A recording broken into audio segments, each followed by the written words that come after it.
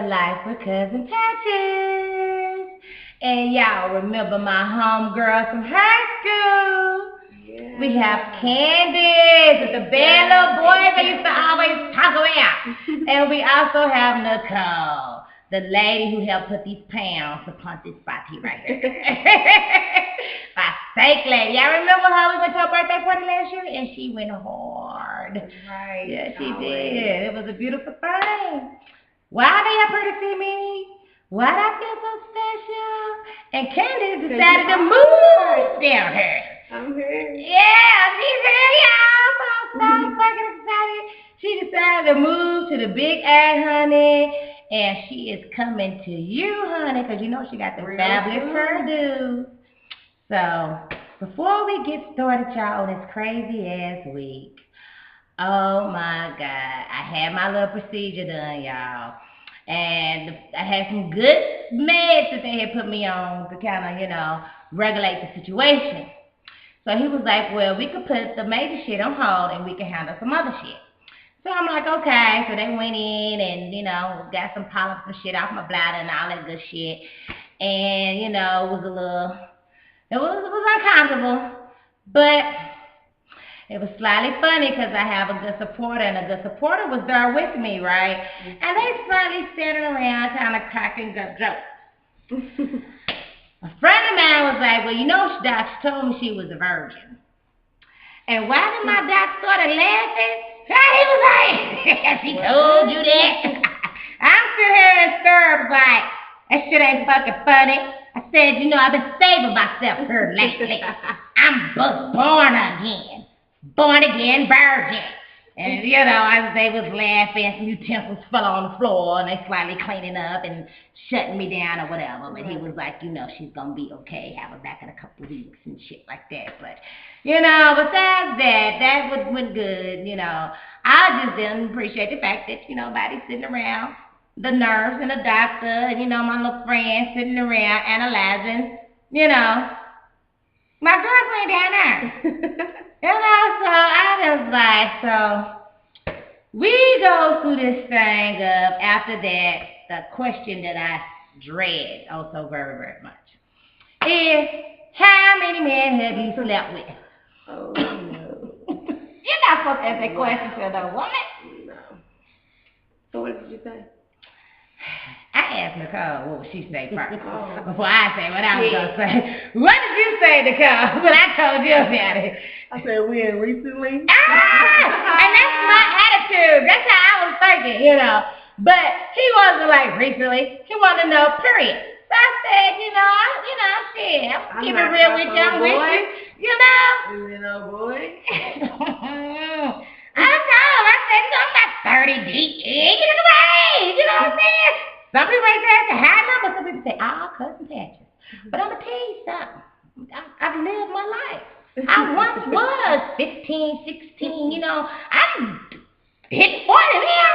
I'm on all damn near menopause. You know what I'm saying? So I've enjoyed life.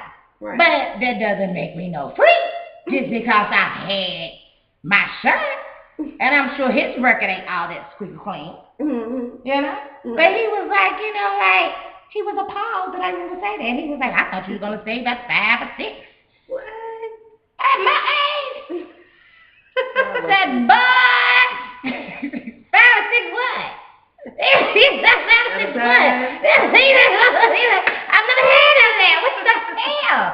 So I don't know. He felt like maybe I should have lied. But I'm like, I got you now, so what the fuck? We together now. What you gonna do? You want to know what number you on about? I'm saying. You need to know what number it is on my little product sheet. That's all I'm saying. But, I wasn't ashamed. I said it proudly because there's nothing that I've done that I'm ashamed of. Mm-hmm. You know what I'm saying? So I'm proud of my loves that I've had in my lifetime. Right. So then he was like, well, how many of those was one night stand? So I'm like, I was going to count you. Yeah, I was like, I was going to count you, but I see that I really can't count you if I didn't count you. But, I've had a few one-night stands that was on my own. I plan on keeping you. But then, I might open up your mouth. You might be dumb as fuck, and then you look good, and I've decided, you know what? I'm a gone do knock this one off. It was a good night. At least I can give me something good. But I ain't gonna call this nigga back. I know I'm not gonna call you back. You got no one else. I bet you wasn't wearing drawers. What do you mean? Yeah, see, you know, your pants all hanging low, your ass and shit. What do you mean? I got me. Right. You, I'm gonna hit that. So I'm wrong because cousin Patrick is gonna hit that. So now I ain't right. I don't know. So, do you usually keep it real when your man asks you some shit like that? Yeah. You keep it real? You keep it real? I always keep it real. That's because I guess these are my homies. The new motherfuckers be like, guys, just had that 5 to 10. I'm like, nah, shit, this is a good. I keep that always together, have an overhaul on that motherfucker. I'm just saying. So, I don't know how this turned into. Well, what about those ones that you don't really want to count? Yeah, but you still gotta count it if there's insertion. Even the bad ones. I still gotta count, but if there was, mistakenly far in the hole, then, I had to count that because that's one to remember. You keep it real about it, but you feel me, like, you try to bury it. Yeah. You might not admit that you may have, you've done that. Like, I would never claim your motherfucking ass. Yeah. Outside of your significant other. We never was together, nigga. You wasn't with me? What? No. No. So I don't know. Some of y'all can be, I don't give a damn, I keep it real, shit. I don't give a damn what the motherfucker thinks. It is what it is. All I'm saying is how I treat you now, who I am with. Everybody got their own little demons and stuff like that. Don't be putting me all on the spot if you don't want to know the answer to the shit. You know, because I'm too old now to, you can't have the truth. I'm too old now to lie.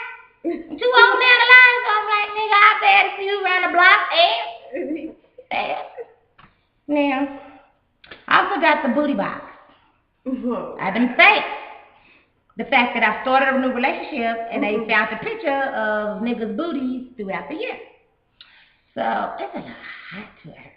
So, we gotta make it fit.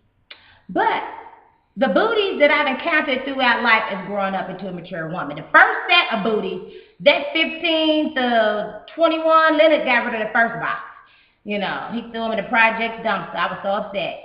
And I wasn't going back in the garbage to get them asses. But this 18 to now, you know what I'm saying? Those are picture shots and remedies of me throughout the years because I get old.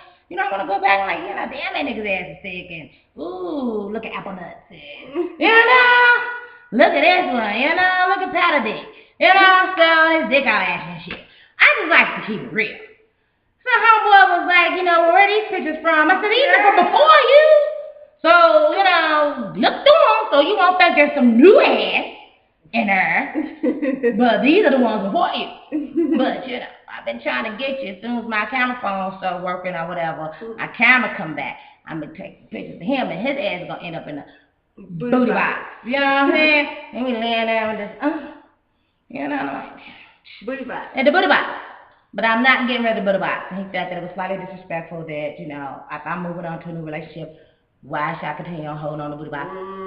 The booty box is non-negotiable in my world. But to the next person, to the next female, they may have a booty box. Would you get rid of your booty box?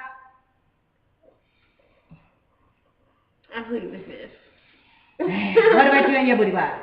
I have, but I collected again.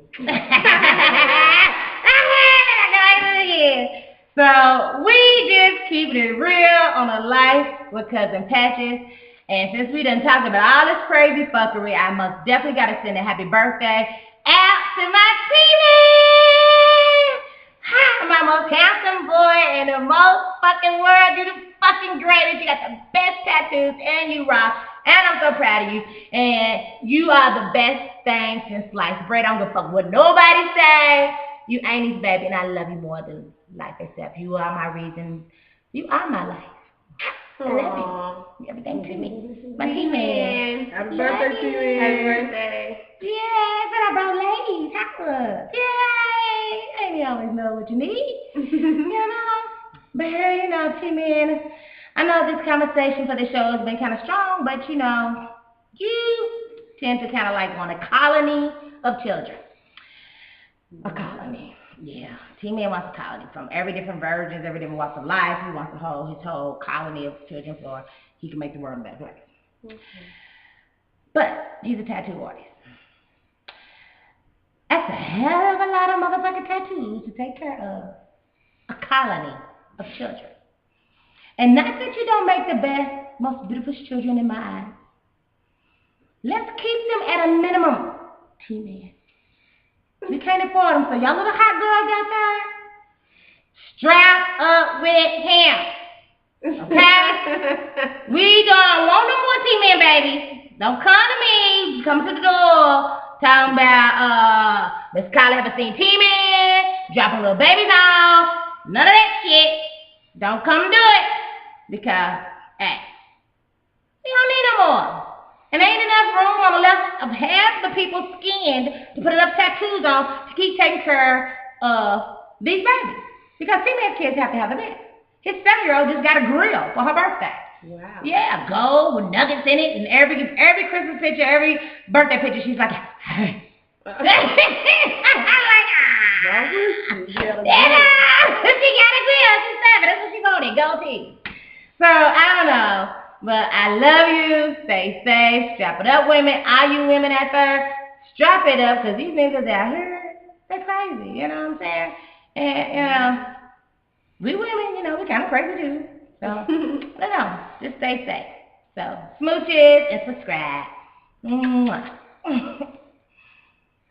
Now.